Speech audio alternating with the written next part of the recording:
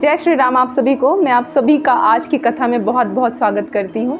जैसे कि श्री रामचरितमानस के आगे के एपिसोड में हम बढ़ चुके हैं और आज हम बात करने वाले हैं अपने श्री महादेव और अपनी उमा जी के विवाह के बारे में। जैसे कि पिछली कथा में हमने बात किया था कि हमारे महादेव जी ने सप्तर ऋषि को भेजा है हमारे गौरी जी का परीक्षा लेने के लिए और उसमें वो सफल होती हैं। फिर सप्तर ऋषि हमारी माँ गौरी की परीक्षा लेने के बाद महादेव जी के पास आते हैं और सारी कहानी उन्हें बताते हैं।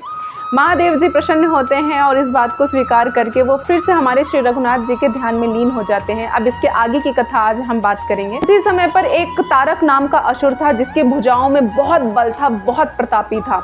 उसको कोई हरा ही नहीं पा रहा था, वो इतना ज्यादा ताकतवर था। सभी देवता लोग प्रयास कर करके थक गए लेकिन उसे कोई नहीं हरा पाया। तब सभी देवता ब्रह्मा जी के पास जाते हैं और हाथ जोड़कर निवेदन करते हैं कि हे प्रभु, कुछ ऐसा उपाय बताइए कि हमें तारक नाम के राक्षस से मुक्ति मिल जाए। तब ब्रह्मा जी बोलते हैं कि शंकर भगवान के पुत्र के हाथों से ही तारक नाम के राक्षस का अंत हो सकता है। इसके लिए आप सभी को शिव जी के पास जाना चाहिए। और साथ ही साथ ब्रह्मा जी देवताओं को ये भी बताते हैं कि सती जी ने जो दक्ष के घर पे अपने आप को अग्नि में ही प्रज्वलित कर दिया था, वो अब हिमाचल के घर में जन्म ली हैं और उन्होंने बहुत तप किया है। अब आप जाइए, ऐसा कुछ करिए कि शंकर भगवान विवाह कर ले। फिर सभी देवता सोचते हैं कि अब ये कैसे हो सकता है। फिर वो बहुत तरीके से स्तुति करके कामदेव को बुलाते हैं। कामदेव भी आते हैं, वो सारी कहानी सुनते हैं। लेकिन कामदेव जी के मन में ये भय तो था कि अगर हम शंकर भगवान जी का तप भंग करेंगे तो हमारा होगा क्या, विनाश के सिवा कुछ नहीं हो सकता। लेकिन संसार की रक्षा करने के लिए मुझे अगर ये भी कदम उठाना पड़े तो मैं ये भी करूंगा। अब कामदेव जी सोचते हुए निकल तो पड़े उनकी तपस्या भंग करने के लिए। वो निकलते हैं, रास्ते पे सोचते सोचते हुए जाते हैं और बहुत सारी कलाएं बिखेरते हुए जाते हैं। अब जब कामदेव हमारे तीनों लोगों के स्वामी महादेव जी को देखते हैं समाधि में लीन, तो वो बहुत ज़्यादा डर जाते हैं और वो मन में सोचते हैं कि अब मेरा कल्याण तो नहीं ही है, मेरा विनाश तो बिल्कुल तय है। लेकिन फिर भी वो मन में सोचते हैं कि संसार की भलाई के लिए अगर मुझे ये भी करना पड़े तो मैं ये करूंगा। अब ये सोचकर कामदेव वहां पर तरह तरह की कलाएं बिखेरना शुरू कर देते हैं। सुंदर ऋतुराज बसंत प्रकट हो जाता है, तरह तरह के पुष्प खिल जाते हैं, वृक्ष आ जाते हैं, चारों ओर सुगंधमय वातावरण हो जाता है। बहुत तरीके से अपनी कलाएं बिखेरते हैं लेकिन फिर भी हमारे महादेव जी अपने समाधि में ही लीन रहते हैं, उन पर कोई असर नहीं पड़ता। इतना सब कुछ करने के बाद कामदेव जी के मन में अब क्रोध भी उत्पन्न होने लगा कि भैया मैंने इतना सब कुछ किया लेकिन फिर भी हमारे महादेव जी नहीं उठ पा रहे हैं। फिर वो क्या करते हैं कि आम के वृक्ष में वो जाके ऊपर बैठ जाते हैं। वो अपने धनुष को उठाते हैं, प्रत्यंचा खींचते हैं और वो बाण मारते हैं सीधे शंकर भगवान के हृदय पर। और वैसे ही शंकर भगवान अपने समाधि से उठ जाते हैं। चारों तरफ देखते हैं, शंकर भगवान को कोई दिखता नहीं। फिर उन्हें पत्तों की आवाज सुनाई दी और वो डायरेक्ट ऊपर देखते हैं और वो पाते हैं कि कामदेव बैठे हुए हैं। शंकर भगवान बड़े क्रोधित होते हैं उस वक्त और कामदेव जी के मन में इस बात का भय तो पहले से ही था कि मेरा तो कोई कल्याण होने वाला नहीं है। शंकर भगवान अपने तीसरी नेत्र को खोलते हैं और कामदेव जी को जला के भस्म कर देते हैं। चारों ओर हाहाकार मच जाता है, हर कोई परेशान हो जाता है, ऋषि मुनि मनुष्य राक्षस सभी परेशान हो जाते हैं। फिर जब कामदेव जी की स्त्री रति जी को ये बात पता चलती है तो वो बिल्कुल त्राहिमाम करते हुए भगवान महादेव जी के पास पहुंचती हैं, अनेक प्रकार से उनकी स्तुति करती हैं, वंदना करती हैं, रो रो के उनके सामने गिड़गिड़ाती हैं। और हमारे महादेव जी तो वैसे भी बड़े कृपा निधान हैं, दयालु हैं। रति जी की इस व्याकुलता को देखकर हमारे महादेव जी बड़े ही प्रेम भाव से बोलते हैं कि हे रति, तुम परेशान मत हो, रो नहीं, अब से तुम्हारे स्वामी का नाम अनंग है, वो बिना ही शरीर के ही दूसरों को व्यापेगा। तो हमारे महादेव जी बोलते हैं कि अब इसके बाद सुनो, तुम अपने पति से कैसे मिल सकती हो। पृथ्वी का भार उतारने के लिए जब हमारे प्रभु श्री कृष्ण यदुवंश में जन्म लेंगे तब तुम्हारा पति उनके पुत्र प्रद्युम्न के रूप में जन्म लेगा। ये बात सुनकर रति जी के मन में थोड़ी प्रसन्नता होती है और हर हर महादेव करके वो वहां से चली जाती हैं। अब थोड़ी देर बाद देवता ब्रह्मा जी के पास जाते हैं। ब्रह्मा जी सारे देवता बैकुंठ धाम जाते हैं। हमारे श्री हरि नारायण भी साथ में आते हैं शंकर भगवान के पास और तरह तरह की स्तुति गाते हैं और फिर बताते हैं शंकर भगवान को कि माता पार्वती जी से अब आपको विवाह कर लेना चाहिए। फिर हमारे महादेव जी ब्रह्मा जी की बात सुनते हैं और साथ ही साथ हमारे श्री रघुकुल नंदन की भी बात याद करके मुस्कुराते हैं और वो बोलते हैं कि आप जैसा चाहते हैं वैसा ही होगा। ये बात सुनकर फूलों की वर्षा होने लगती है, शंख बजने लगते हैं, घंटियां बजने लगती हैं, हर जगह आनंद का वातावरण छा जाता है। अब ब्रह्मा जी सप्तर ऋषि को भेजते हैं हिमाचल के घर में और सप्तर ऋषि फिर हिमाचल को और रानी मैना जी को सारा वृत्तांत बताते हैं। फिर ऋषियों ने उनके समक्ष विवाह का प्रस्ताव रखा। फिर विवाह का प्रस्ताव देखकर रानी मैना और पर्वतराज हिमाचल बड़े ही प्रसन्न होते हैं और वो सभी ऋषि मुनियों को बुलाते हैं, एक लगन पत्रिका बनवाते हैं और वो लगन पत्रिका लेकर सप्तऋषि ब्रह्मा जी के पास जाते हैं।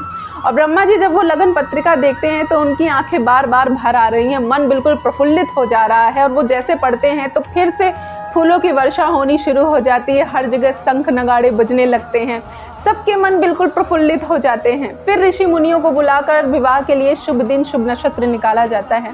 अब विवाह की तैयारी होनी शुरू हो जाती है। जब हमारे प्रभु महादेव बारात के लिए तैयार होते हैं तो उनकी लीला तो वैसे भी अपरंपार है। उनकी अगर सुंदरता का वर्णन किया जाए तो एक अलग ही सुंदरता है उनकी। अब वो जब तैयार होने लगते हैं तो उनके जो गढ़ होते हैं उनके ऊपर बिल्कुल भस्म लगाना शुरू कर देते हैं। मोर की जगह में उनके सर पे जटाएं बांधते हैं, साथ ही साथ सांपों की जटाएं बांधते हैं, सांपों की कुंडल पहनाते हैं, हाथ में सांप लपटे होते हैं। एक अलग ही उनका शोभायमान श्रृंगार होता है। ऐसे करते हुए वो बारात के लिए निकलते हैं।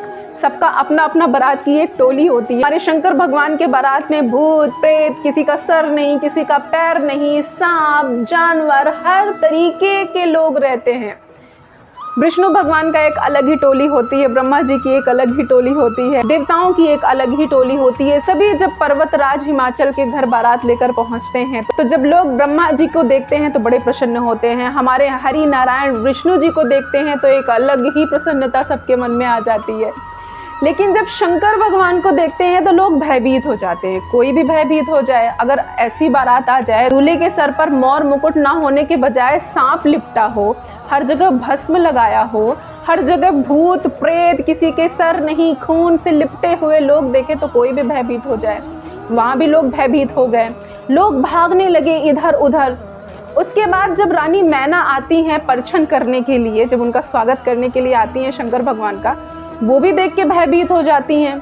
वो डर के मारे अंदर जाती हैं और पार्वती जी को अपनी गोद में बिठा के बार बार उनको अपने सीने से लगा के रोती हैं कि विधाता ने इतना सुंदर रूप गुण दिया है, लेकिन उस विधाता ने तुम्हारे लिए इतना बावला दूल्हा कैसे लिख दिया है।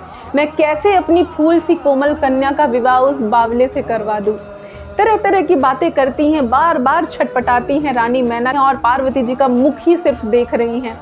पार्वती जी भी इस बात को समझ जाती हैं और बोलती हैं कि माँ, अगर मेरे भाग्य में वही बावला वर लिखा हुआ है तो मुझे वही बावला वर मिलेगा।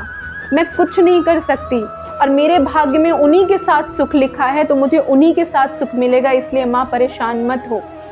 उन्हें बहुत तरीके से वो समझाती हैं। उसके बाद जब नारद जी को ये बात पता चलती है तो नारद जी आते हैं अंदर और रानी मैना जी को और पर्वतराज हिमाचल को सारी कहानी सुनाते हैं। वो जगत जननी सती जी की सारी कहानी के बारे में बताते हैं कि किस तरीके से दक्ष के यज्ञ में उन्होंने अपने शरीर को त्याग दिया था, वही आपके घर में जन्म ली हैं। ये जगत जननी अम्बे भवानी, ये महादेव के अर्ध अंग में विराजमान रहती हैं। सभी तरीके से वो वर्णन करते हैं। ये बात रानी मैना और पर्वतराज हिमाचल जानकर बहुत ही प्रसन्न होते हैं और बार बार माँ गौरी के चरण स्पर्श करते हैं, बार बार उनके चरण कमलों को छूते हैं, वंदन करते हैं, अभिनंदन करते हैं। इसके बाद जब विवाह का मुहूर्त आता है तो हमारी माँ गौरी की सखियाँ उनको लेकर आती हैं मंडप में। सभी देवी देवता उनको देखकर बिल्कुल प्रसन्न हो जाते हैं। वो समझ जाते हैं कि यही माँ गौरी हैं, यही जगदम्बा हैं, जगत जननी हैं, भवानी हैं, और उनको मन मन में ही प्रणाम करके मंद मंद मुस्कुराते हैं और जगत जननी महादेव के बगल में बैठती हैं और विवाह का कार्यक्रम प्रारंभ होता है। सारी सखियां, सारा पर्वत मंगल गीत गाने लगता है, विवाह गीत गाने लगते हैं, तरह तरह की गालियां गाने लगते हैं।